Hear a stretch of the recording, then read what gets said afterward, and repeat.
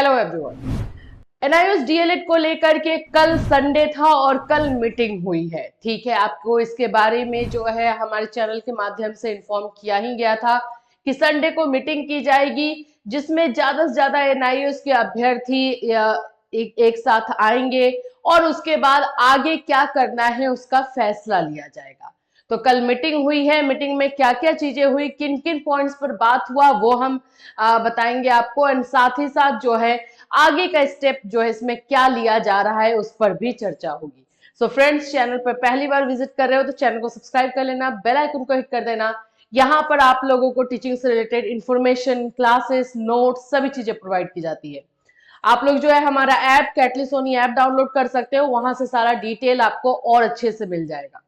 NIOS DElEd को लेकर के क्या हुआ है और क्या चल रहा है, लगातार आप लोगों के मैसेजेस और हम आपको अपने चैनल के माध्यम से लगातार इंफॉर्मेशन भी देते रहते हैं। कल मीटिंग हुई है, कल संडे था, कल आह्वान किया गया था अभ्यर्थियों को कि वो आए जो उनके साथ गलत हो रहा है, चाहे हम टीआरई 2 की बात करें या टीआरई 1 सप्लीमेंट्री की बात करें बिहार में, तो एनआईओएस डीएलएड के बच्चों के साथ गलत हो रहा है। सप्लीमेंट्री में भी इस बार जो है बच्चों की एनआईओएस डीएलएड वाले बच्चों की काउंसलिंग नहीं ली गई है और टीआरई 2 में भी एनआईओएस डीएलएड के बच्चों का रिजल्ट जो है होल्ड कर दिया गया है। तो ये सारी चीजें जो है हुई हैं, अब जिसकी वजह से सिंपल यही है कि भाई एनआईओएस डीएलएड के साथ क्या करना है, मान्यता देनी है उनके कोर्स को तो दीजिए जल्दी से जल्दी, सारी वैकेंसीज हाथ से निकल जाएंगी, उसके बाद क्या करेंगे ये। तो अब इससे रिलेटेड जो मीटिंग हुई है उसमें मैं बता दूं, लोग तो इकट्ठा हुए थे, जो पिछली बार की मीटिंग थी उससे थोड़े ज्यादा है, आप लोग संख्या देख ही सकते हो। और यहाँ पर जिन चीजों के बारे में बात हो रही है वो है सुप्रीम कोर्ट। सुप्रीम कोर्ट में ये मामला ले जाना है और सुप्रीम कोर्ट में सभी राज्यों एनआईओएस डीएलएड के जो बच्चे जहां जहां पर हैं, चाहे वो बिहार हो, चाहे यूपी हो, चाहे उत्तराखंड हो, चाहे वेस्ट बंगाल हो, कहीं पर भी है, उनको एक साथ ले जाने की बात हो रही है। अपने साथ हुए अन्याय के बारे में आवाज उठाने की बात हो रही है। इसमें बोला गया है सुप्रीम कोर्ट में एनआईओएस अभ्यर्थी अपील करेंगे। उन्होंने 2017 के बाद के अभ्यर्थियों के 18 महीने के डीएड डिग्री को शिक्षक नियुक्ति में मान्यता नहीं देने को सही नहीं बताया और इसके विरुद्ध सुप्रीम कोर्ट में पुनर्विचार याचिका दायर करने की बात कही है। रविवार को गांधी मैदान में की गई बैठक में अभ्यर्थियों ने यह निर्णय लिया है। बैठक में जो है, देखो मैं सुप्रीम कोर्ट के बारे में आपको जो चीजें बता रही हूँ उसको थोड़ा ध्यान से समझना, क्योंकि कल भी हमने एक सुप्रीम कोर्ट के बारे में मामला बताया और आप लोग हो सके कि कंफ्यूज हो जाओ, ऐसा नहीं है। ये मामला जैसे मैंने बताया था ये बिहार से जा रहा है। पप्पू जी जो है इनके नेतृत्व कर रहे हैं, लीडर हैं, और वो लेकर के जा रहे हैं। ये जो मामला जा रहा है ये अलग है।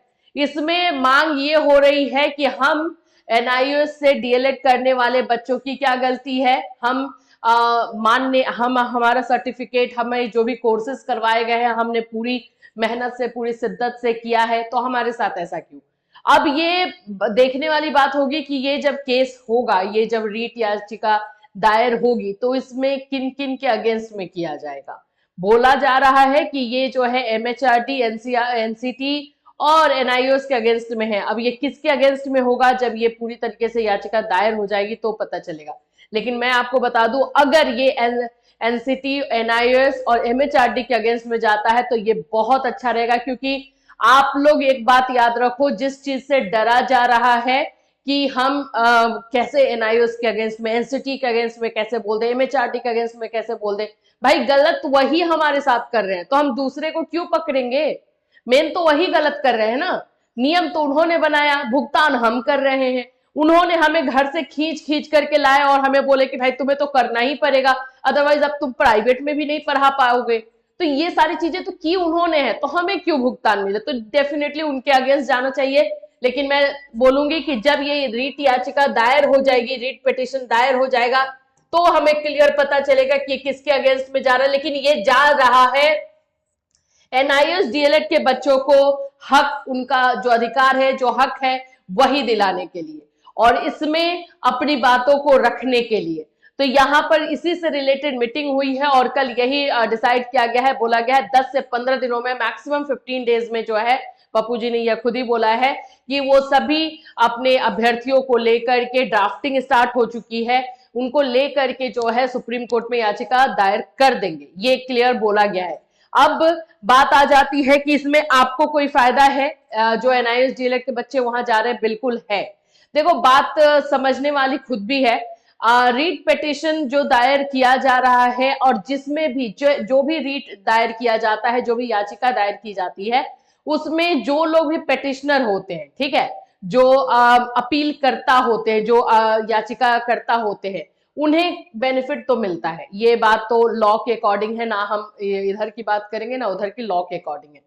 तो यहां पर ये हो रहा है कि जो सप्लीमेंट्री रिजल्ट से बच्चों को बाहर किया गया, जो टीआरई 2 के बच्चों को जो है एनआईएस डीएलएड के बच्चों को बाहर किया गया, ये तो अन्याय है सरासर। और आगे जो भी एनआईएस से डीएलएड करके बैठे हैं, जिनके आगे आने वाली वैकेंसीज में अप्लाई करना चाहते हैं, सीटेट का फॉर्म भरना चाहते हैं, उनके लिए भी अलग अन्याय है।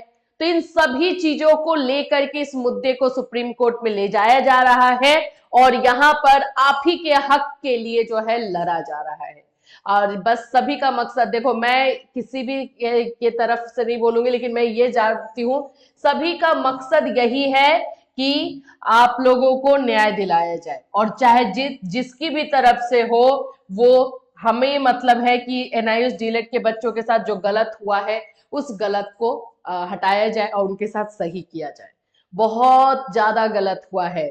अब पता नहीं सरकार के क्या कान है या नहीं, वो या देख सकती है या नहीं।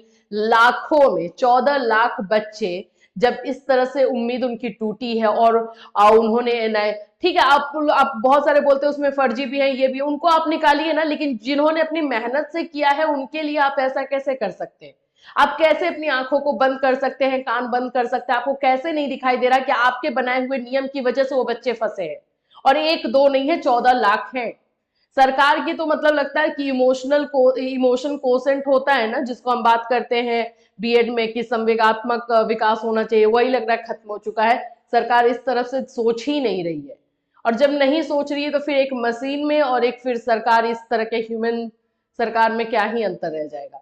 तो ये केस आप लोगों के लिए ही जीत दिलाने के लिए है। दूसरा जो वेस्ट बंगाल से सुप्रीम कोर्ट में केस जा रहा है, उसके बारे में मैंने कल आपको बताया था, वो एक अलग केस है और वो भी एनआईएस डीएलएड के ही बच्चों के लिए है। तो दोनों का ही असर आपके ऊपर 100% होने वाला है।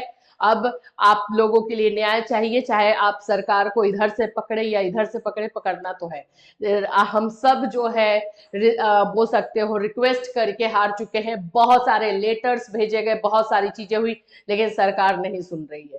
गलतियां करके दूसरों के ऊपर डाल देना जो है, ये चीजें हमें देखने को मिल रहा है। सेम चीज बीएड के बच्चों के साथ हुआ और अब ये एनआईएस डीएलएड के बच्चों के साथ हो रहा है। तो बिल्कुल आप लोग इसमें लगे रहिए और अच्छे से साथ दीजिए, क्योंकि एक या दो से नहीं होगा। जब हम 14 लाख की बात करते हैं तो 14 लाख हमें अभ्यर्थी चाहिए, ताकि हम सरकार को दिखा सके कि इतने सारों के साथ आपने गलत किया है और ये नहीं होना चाहिए, अन्याय है। तो ये सारी चीजों को लेकर के अभी एनआईएस डीएलएड को में जो है आगे बढ़ा जा रहा है। जैसे जैसे आगे बढ़ा जाएगा 100% हम आपके साथ हैं। जिस तरह से भी हमसे हेल्प हो सकेगा हम बिल्कुल करेंगे और आपकी आवाज को जो है उठाते रहेंगे। इससे रिलेटेड कोई और अपडेट रहेगा, डेफिनेटली हम जो है इसी चैनल के माध्यम से आपको इन्फॉर्म करेंगे। Till then take care everyone.